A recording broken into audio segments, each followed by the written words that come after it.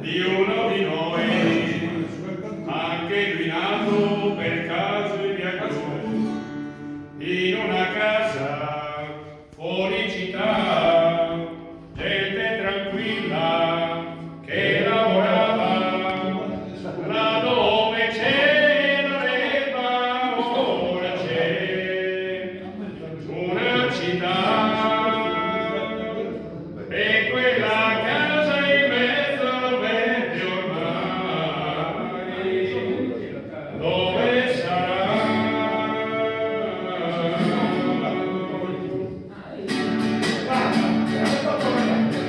Questo ragazzo della via blu si divertiva a giocare con me, ma un giorno disse vale città, e lo diceva mentre piangeva.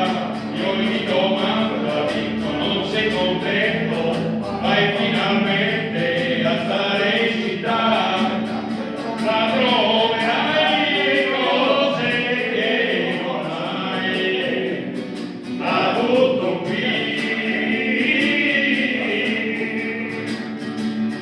Potrai lavarti in casa senza andare giù nel cortile.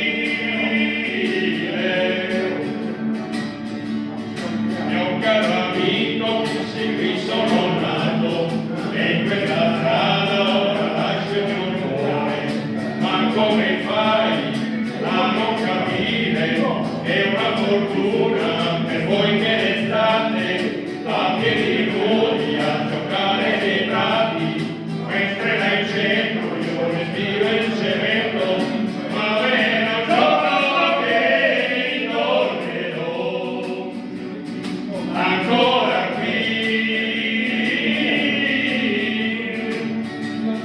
e sentirò l'amico credo che mi sia così.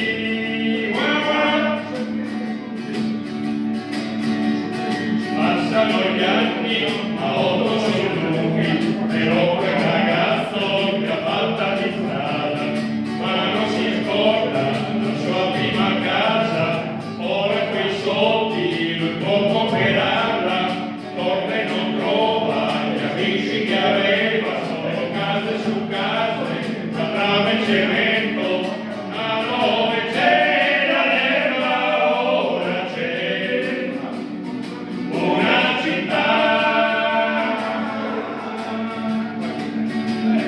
e quella casa in mezzo al verde ormai, dove sarà?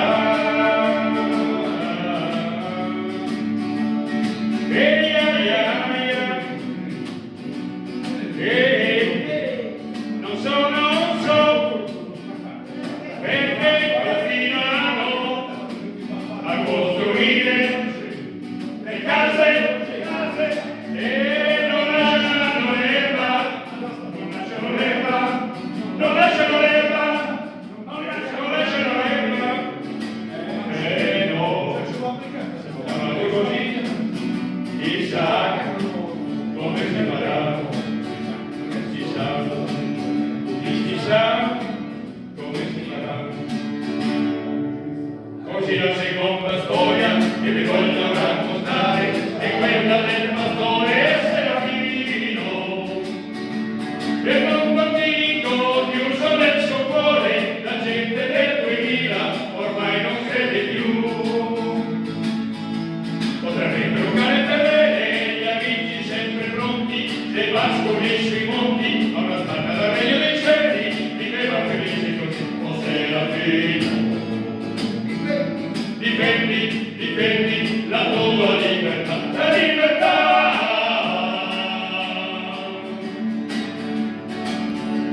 Quel giorno